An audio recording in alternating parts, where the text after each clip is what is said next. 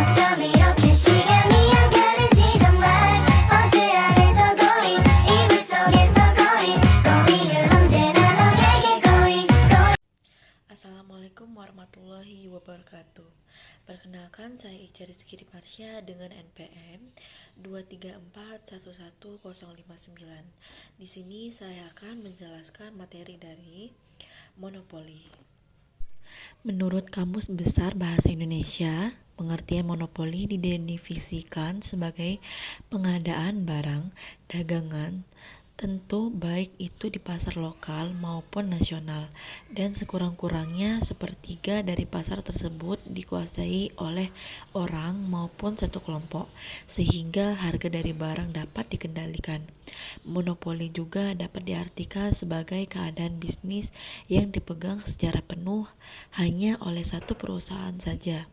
Monopoli juga dapat diartikan sebagai keadaan bisnis yang dipegang secara penuh hanya satu perusahaan saja. Penyebab terjadinya tindakan monopoli. Yang pertama yaitu ada monopoli by nature. Penyebab pertama terjadinya monopoli ialah secara alamiah, seperti ketika ada suatu perusahaan yang berlokasi dekat dengan sumber daya yang digunakan, maka letak geografis maupun iklim dari lokasi tersebut juga akan mendukung perusahaan tersebut untuk menjadi satu-satunya perusahaan yang menyediakan produk secara jasanya. Yang kedua ada monopoli by law. Penyebab kedua adalah karena peraturan atau undang-undang yang berlaku di suatu negara. Hal tersebut ditunjukkan guna membuat suatu produk maupun jasa berkaitan dengan kebutuhan masyarakat sehingga harga dapat dikendalikan oleh pemerintah. Ketiga ada monopoli by license. Penyebab ketiga adanya kegiatan monopoli ialah karena suatu perusahaan memiliki hak paten atas kekayaan intelektual yang dimiliki perusahaan tersebut. Contohnya seperti perusahaan Microsoft dan Google. Ciri-ciri monopoli. Yang pertama, hanya terdapat satu pemasok atau satu perusahaan saja. Ciri dari monopoli yang paling mudah didefinisikan ketika perusahaan melakukan monopoli, maka perusahaan tersebut akan menjadi satunya pemasok barang atau produk yang dibutuhkan oleh masyarakat. Artinya perusahaan tersebut menguasai sumber daya sepenuhnya, sehingga hanya perusahaan tersebut saja yang mampu membuat produk atau barang tersebut. Kedua, tidak ada barang pengganti atau substitusi. Karena tidak ada pemasok atau perusahaan lain, maka konsumen pun tidak memiliki alternatif barang lain. Ketika suatu perusahaan kosong sehingga tidak ada barang pengganti atau substitusi yang dapat dipilih oleh konsumen.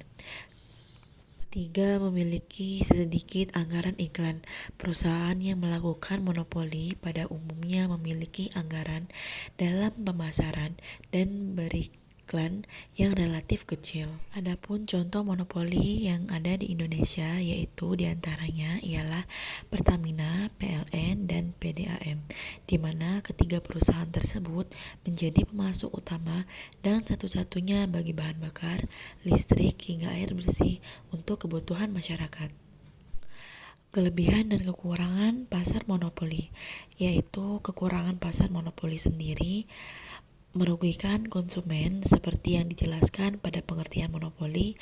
Karena praktik monopoli, konsumen menjadi tidak memiliki alternatif produk lainnya selain produk serta jasa yang telah disediakan oleh perusahaan yang melakukan monopoli tersebut.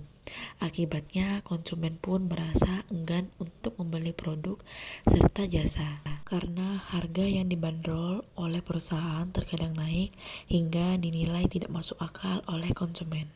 Adapun kelebihan pasar monopoli, yang pertama rendahnya tingkat kompetisi. Perusahaan yang ada dalam pasar monopoli memiliki tingkat kompetisi yang cukup rendah. Dua, leluasa memasang tarif harga. Sebagai pemasok satu-satunya, maka perusahaan pun tidak akan takut kehilangan konsumen meskipun memberikan harga tinggi hingga dinilai tidak masuk akal. 3. Inovasi berkelanjutan. Perusahaan yang terlibat dalam aktivitas monopoli tersebut akan terus melakukan peningkatan inovasi aktivitas agar konsumen merasa tetap puas serta bersikap loyal pada perusahaan. Itu saja pembahasan materi yang dapat saya jelaskan. Saya akhiri. Wassalamualaikum warahmatullahi wabarakatuh.